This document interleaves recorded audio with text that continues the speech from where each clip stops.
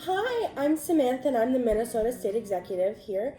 And today I have a special treat for you guys. We're going to be making a Betty Crocker super moist yellow cake mix. And I get to tell you a little bit about the history of Betty Crocker. So let's get started. Our first article comes from Betty Crocker. A Star is Born in 1921. A promotion for gold medal flour offered consumers a pincushion resembling a flour sack if they correctly completed a jigsaw puzzle of a milling scene. The Washburn Crosby Company, a flour milling company and the predecessor of General Mills, received thousands of responses and a flood of questions about baking. The name Betty Crocker was created to personalize responses to consumer inquiries. The surname Crocker was chosen to honor popular and recently retired director of the company, William G. Crocker, whose family name had long been associated with milling. Betty was chosen simply as a friendly-sounding name. Female employees were invited to submit sample Betty Crocker signatures. The one judged most distinctive is still in use today.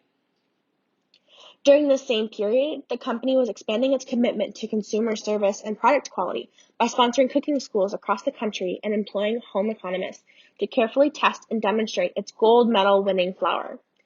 Within a few years, the consumer demand for baking information, fueled by the popularity of Betty Crocker, grew the staff of home economists to 21. This was the beginning of the home service department and ultimately the Betty Crocker kitchens.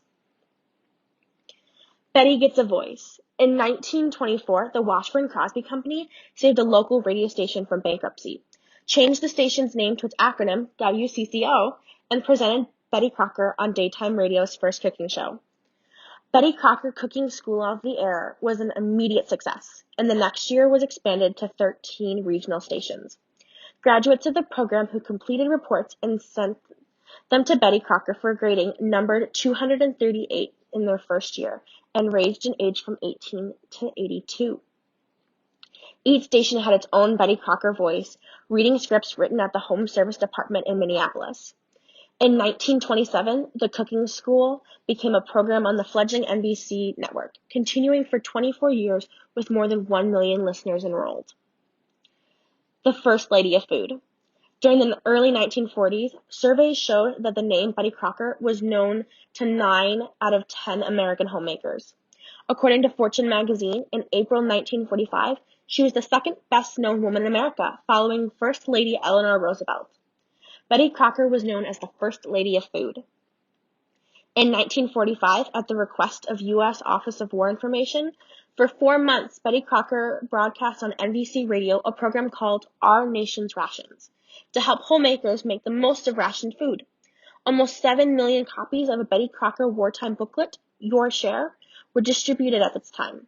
Another Betty Crocker publication, Through Highway to Good Nutrition, won national recognition by the American Red Cross for outstanding service in the national interest. In the early 1950s, Betty Crocker became a television personality in a variety of programs on CBS and ABC. Television audiences across the country saw her teach George Burns and Gracie Allen how to bake a cake. In 1954, the Betty Crocker Search for All-American Homemaker of Tomorrow was initiated and continued until 1977. High school seniors competed for college scholarships and trips to the national awards ceremony based on their knowledge of cooking, baking, and household management.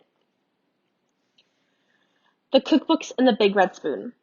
Betty Crocker's picture cookbook, first published in 1950, quickly became a national bestseller. The 11th edition, now titled Betty Crocker Cookbook, is one of the more than 250 Betty Crocker cookbooks published since 1950. And Betty Crocker's monthly recipe magazine, available at grocery stores nationwide, has been published since the 1980s.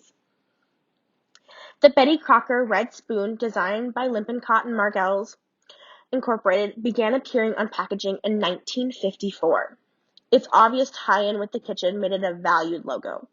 With just minor modifications over the years, it is the most recognizable symbol of Betty Crocker today. In addition to cookbooks and magazines, more than 200 products, including super moist cake mixes, rich and creamy frostings, hamburger helper mixes, and Bisquick baking mix, currently carry the Betty Crocker Red Spoon. Our second article comes from MASH and talks about the untold truth of Betty Crocker. Betty Crocker is the face of the American household. Betty Crocker is not a real person, but an idea. There has never been an actual photograph of her. There are, however, several portrait paintings that have been created. The first was in 1936 by the artist Nissa McMean. The current portrait was released in 1996 and was created in a very unique way. In honor of Betty's 75th anniversary, the images of 75 women of all ages and backgrounds were combined to create a composite that artist John Stuart Ingle used as reference. He also used the existing 1986 portrait in this rendition. In addition to the technology used, the 1996 Betty was also a departure from portraits past because of one distinctive feature. It's the first portrait that portrays a brown-eyed Betty. Regardless of the decade, each instance of Betty Crocker is showcased as friendly, knowledgeable, and wearing her signature red and white outfit. A woman who enjoys cooking, baking, spending time with her family and friends, and someone who's creative and resourceful. Each Betty is an amalgamation of women who embody the brand. There were a lot of cooks in Betty's kitchen. Although Betty Crocker was answering questions and dispensing advice en masse, there wasn't just one person, but an army of home economists, aka the Crockettes, standing by to Bettyfy the kitchen. One of the first 6 college-educated home economists hired was Jeanette Kelly. She not only personified Betty, but she wrote the first bread baking book for Gold Medal Flour and helped set up test kitchens for Washburn, Crosby, and General Mills. Kelly also had the good fortune to host highly successful cooking demonstrations as well as the Betty Crocker cooking schools. By 1946, she became the director of the Home Services Department at General Mills, where she supervised 50 women as well as the launch of Betty Crocker's picture cookbook, or Big Red. She stayed in her role until her retirement in 1958. Betty was also a pantry pioneer. When you think of Betty Crocker, the first thing you possibly think of is cake mix and frosting. Although Betty Crocker was the first nationally recognized brand to launch gluten-free brownies, cookies, and cake mixes in traditional grocery stores, her first product was less than sweet. The first product she put her seal of approval on was packaged noodle soup mix in 1941.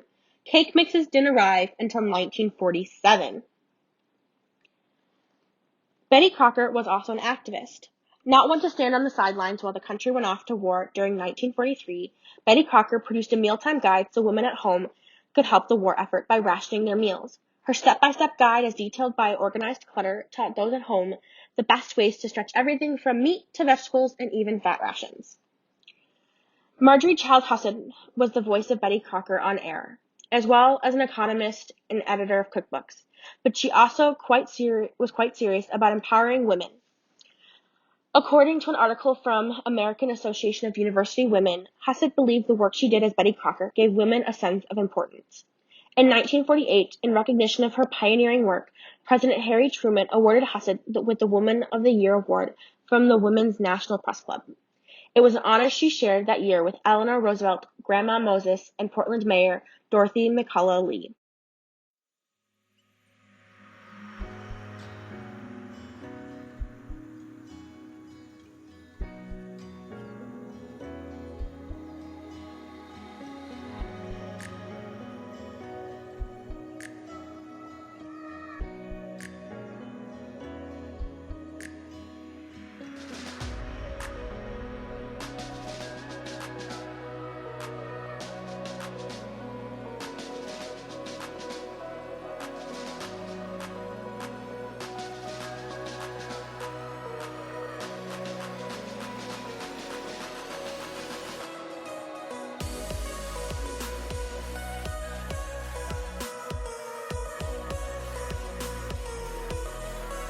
Now it's off to the oven for 20 minutes.